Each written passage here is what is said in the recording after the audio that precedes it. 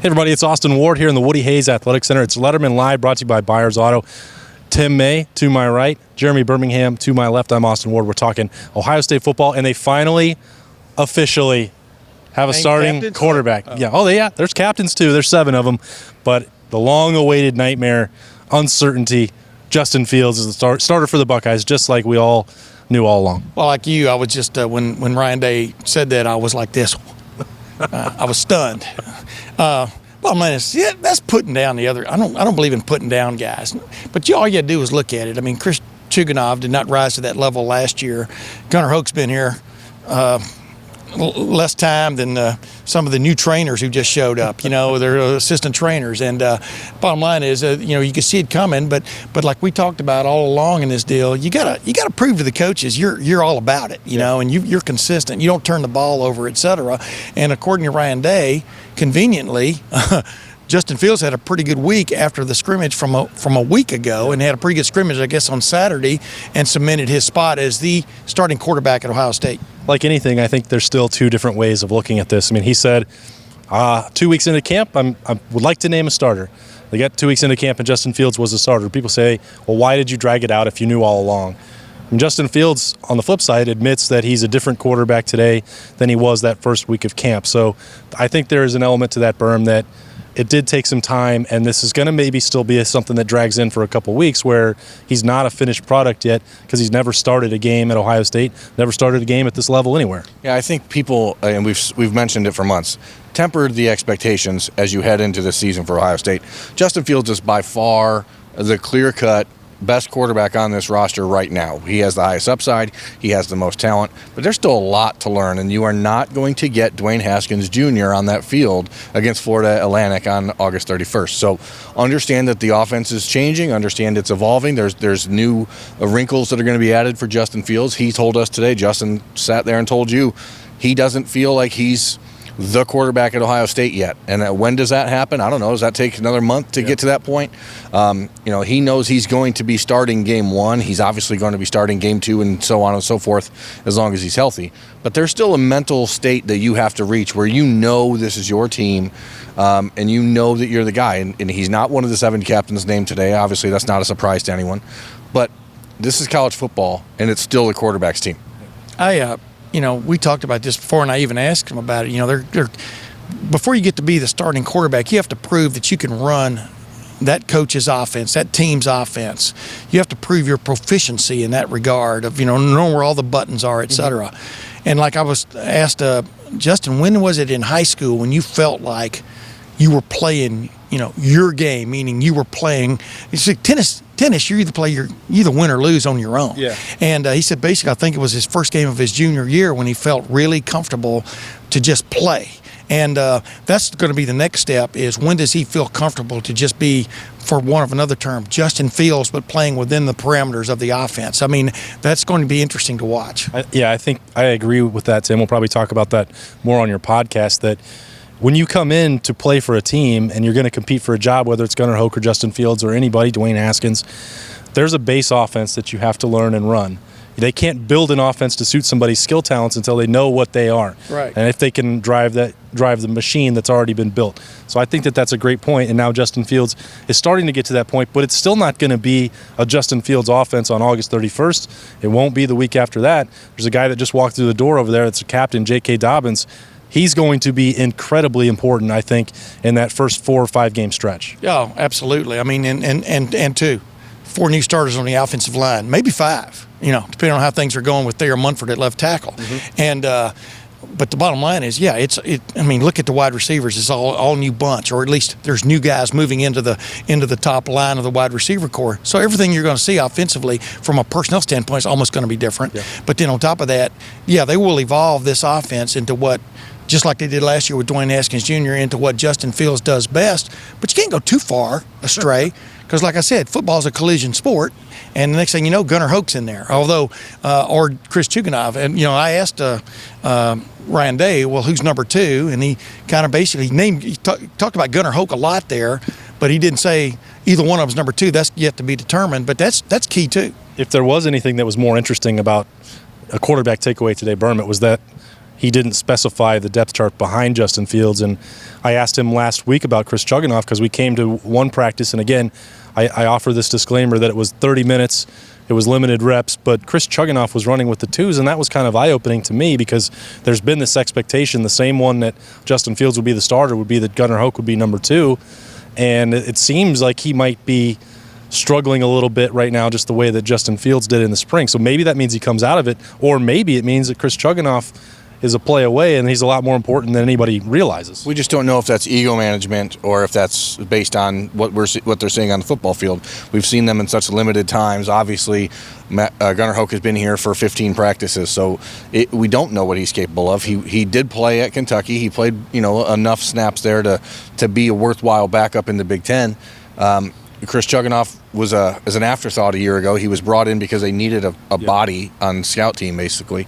I think they would like Gunnar Hoke to be the guy that ascends to that backup spot. I think that's the plan. I think when you go get him from Kentucky, that was the reason you did it. But again, like Justin Fields, as you said, he's got to earn it. And I think, to circle back to a point you made about J.K. Dobbins, I think the Buckeyes are in a really interesting position in that first month of the season because you need to let J.K. Dobbins be the guy to help get Justin Fields acclimated and comfortable so that it can turn it into Justin Fields' offense. But at the same time, you don't want to run a whole bunch of J.K. Dobbins in that first month and a half when you're going to need him a whole lot more fresh and healthy in October and November. So I think that there's this weird back and forth that they're going to have to find a mix of what you're letting Justin Fields do and how much you're relying on J.K. Dobbins. Because if I'm calling those plays, if I'm managing that roster, I want 100% healthy J.K. Dobbins in the middle of October. I think that's what's interesting as much as anything else about this offense is we knew all along who the number one tailback was or running back was. We knew all along who probably the starting quarterback was going to be. But who are the guys after that? I mean it's a big mystery, and I'm not sure it's a good mystery right now for this team. That's the one when you look at it from an Achilles heel standpoint. Those two spots right now kind of carry that. I mean, obviously Master Teague III has flashed to them that he's capable, but he's been so held back this preseason because of injury, which isn't specified. Demario McCall, he got a little bit of a shout out today from Ryan Day, but is he ready?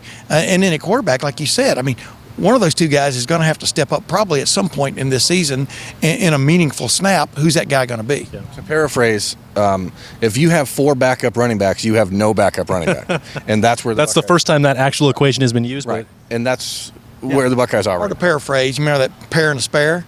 They have more like a pair and a stare. I don't know who that second guy is. So right now it's a pair and a stare, and I'm very curious to see how that plays out. What's your prediction? Mine is that Marcus Crowley is the backup running back.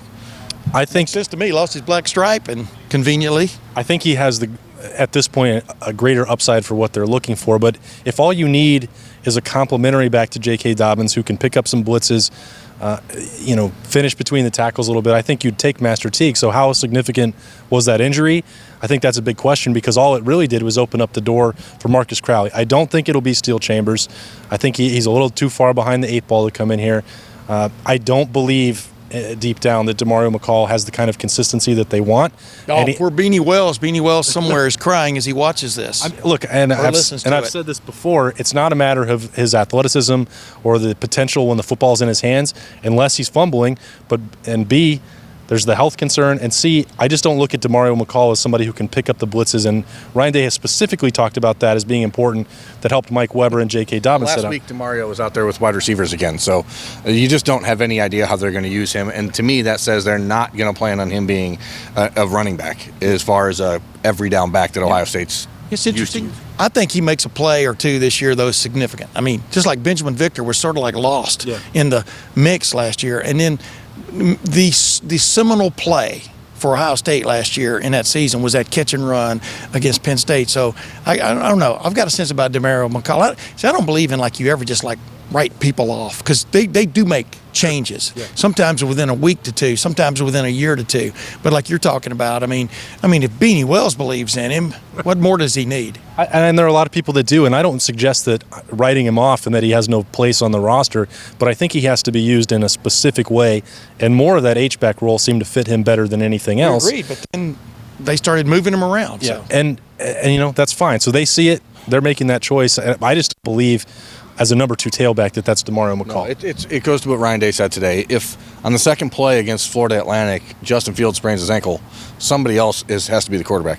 If J.K. Dobbins gets hurt, somebody else has to be the running back. Right. And DeMario McCall is not the running back. He is a gadget. He is a guy that can shift around. And that's not to say there's not a value in him, but it is not going to be the guy. Yeah. But DeMario McCall on a wheel route, that's interesting to me. I think that is money. Bush saw that last year. Yeah, I think that is a money play there. You got to get him in specific situations, but we'll see how that plays out. There's still 2 weeks to go before Ohio State's really going to trot out a depth chart. This is Lettermen Live, brought to you by Byers Auto. So we know the guy at the top, J.K. Dobbins. He's a captain. Chase Young, talked to him a little bit. He's a captain now. Mm-hmm. That's a pretty remarkable rise for him to kind of adapt that leadership role. Tuff Borland is again a captain. Jordan Fuller is again out there in a leadership role. KJ Hill, CJ Saunders, and Jonathan Cooper. Those are the 7 captains representing the Buckeyes this year. I guess if there's a surprise, Tim, I mean, there's no other way to go but the rise of a walk-on. But what's interesting is we were sitting there before Ryan Day came in and made his announcement, and the white smoke came out about who the starting quarterback was. We were guessing who the captains were going to be, and we both thought C.J. Saunders had a shot. I thought it was mainly because of his work ethic, but also it gives you a little bit of that special teams dip. But yeah, C.J. Saunders, he and Jonathan Cooper, from local guys, paid their dues. They're both program guys, I guess is the best way of putting it. But C.J. Saunders, yeah, he's one of those guys where, you don't call him Rudy by any sense of the imagination. I mean, this guy is considered a viable major part of this team, and how much he'll get to play remains to be seen. But yeah, hats off to a guy that weighed 160 when he showed up here, and was playing cornerback. Probably doesn't weigh 190 yet, but tried to. Like him and Nicholas Petit-Frere, that'd be a great eating contest. The way they've tried to gain weight, but the bottom line is, yeah, shout out to, because really, when he's gotten his shots, he's pretty much delivered with a clutch catch here and there and things like that. Now he's considered, when you get voted a leader of the team, that says a hell of a lot more about you than being appointed. Yeah, and I've never, in the spring, we talked to Brian Hartline, and I've always asked, because I've thought that C.J. Saunders could help as that slot guy. Watching him on the practice field, these Ohio State defensive backs have almost never been able to cover him in those short areas, slot routes. And Brian Hartline was over the top. He's had some great wide receivers that he's played with and worked with. I've never heard him rave about anybody the way he had C.J. Saunders. So, but that's the question. There are guys who can get open. I'm growing up. I watched all these keystone combinations. Jerry Rome to Howard Twilley, guys like that. There are just guys that have a knack of getting open no matter how fast they are. Ray Perkins at Alabama. Just right on down the line. But the thing is, they don't overwhelm you enough on the practice field for you to go, yeah, If you want to know if somebody's valuable to Ohio State, understand that C.J. Saunders was a walk-on who earned a scholarship 2 years ago, who is now a fifth-year senior, who they asked to come back and is now a captain. All the other stuff, when they're talking about wasting another scholarship on someone for a year, they're not doing that if they don't think that kid is a kid that people will follow and that can contribute on the field. So, money talks, and they're paying him another year to be here. Yeah. I remember that UNLV breakout performance. I believe it was UNLV a few years ago, and caught a couple touchdowns, and everybody gathered around him in the post-game interview, and it's like a walk-on who scored for Ohio State. Your dream come true. We all did his life story. The dream come true, and it was kind of like he said, I don't look at it that way. I think I can still do more. Garbage time touchdowns was kind of, he was like, I'm capable of more than, and I'm not satisfied with that. And that's sort of when the light went on for me. It was like, well, I'm not going to treat him like Cinderella if he thinks he can actually go be. Well, a friend of ours, Laurie Schmidt, asked him the question about how surprised he was to be named, and he said basically he wasn't to be named, voted a captain. There guys come along who understand their worth, who understand where they fit in the mix. Yeah. Clearly, he understood that he has a role here, one way or the other. Well, a lot of people maybe scratch their head about it. Yeah. I think that's as interesting as anything else. Birm, when you followed Chase Young's recruitment, as high profile as it was, and the way he's developed over the last couple of years, he's been sometimes a little soft-spoken. Didn't initially strike me as the kind of guy who was going to raise his voice. Tim wrote about this last week, just the way he's stepped up in that regard. He was yelling at guys on day one out here. He was really setting the tone. Did you sense that captaincy was in him at some point, or is this a surprise to you? I think when you talk about development as a person, which is something that Ohio State constantly preaches in recruiting, there's maybe not a better example of it on this team than Chase Young, because he came in as a 5-star kid from the Baltimore area who everyone sort of just assumed would come in, be a good defensive end, and leave. And he has bought in 100% to not just what Larry Johnson preaches on the field, but what he's preaching off of the field. And it's unbelievable when you see that sort of character growth. And, for a guy that all the turmoil that's happened in this building in the last few years with assistant coaches changing, Larry Johnson has not changed, and he has not been moved around. He's the lone holdover from, really on defense. And there's a reason for that, and that's because his job is to make men out of these extremely talented kids, and it's pretty awesome to see what he's done with Chase Young. Yeah, and the thing about it is, when you're perceived best player on the defensive side of the ball, buys in not just to, like Birmanology was talking about there, not just to the Larry Johnson ethic, but just of what Ohio State means to him, what it means to play for Ohio State. As I was asking him about the responsibility that comes with being a leader, but being on that field and wearing, the football uniform, that's a major moment because let's face it, man. I mean, this is a stepping stone to where the superstar guys want to get to anymore. Major college football is, but when you have one of your superstars buy in like he has bought in, that's huge. Yeah. You should enjoy Chase Young for the next 4 months. Yeah, He's not going to be around long, but you could tell that it did mean something to him. I was like, well, I mean, he might be a number 1 pick next spring, but being voted a captain by your peers did seem to mean a lot to him. He called his family, celebrated that a lot. You know what? Real quick though, for you, I know you're about to wrap up, aren't you? Yeah, called it. But it's interesting when Ryan Day was talking about the responsibility comes with being the head coach, and Justin Fields was talking about he understands. I mean, when you look just back here on the wall. Yeah.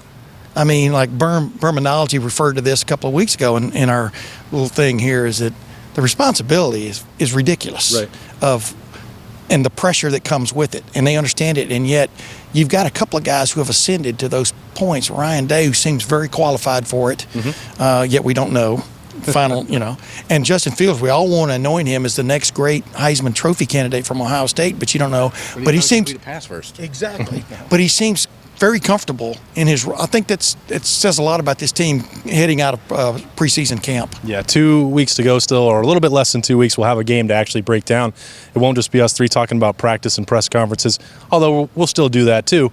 A couple more days of those coming this week for Lettermen Row. This is Tim May over here, Jeremy Birmingham. I'm Austin Ward. This has been Lettermen Live, brought to you by Byers Auto.